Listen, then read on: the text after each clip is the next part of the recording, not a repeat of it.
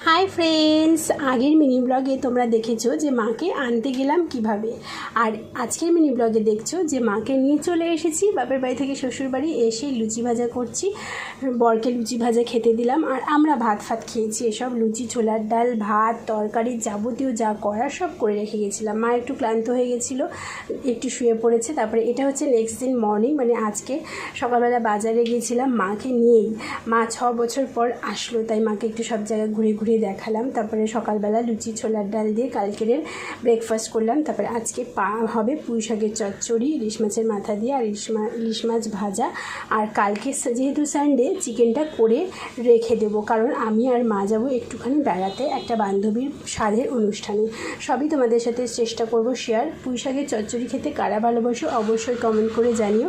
আর এদিকে বাইরে করেছে মেঘ, এখন তো টেনশনে পড়ে গেলাম কীভাবে বেরোবো। তো কীভাবে বেরোই পরের মিনি ব্লগে দেখবে, চলো।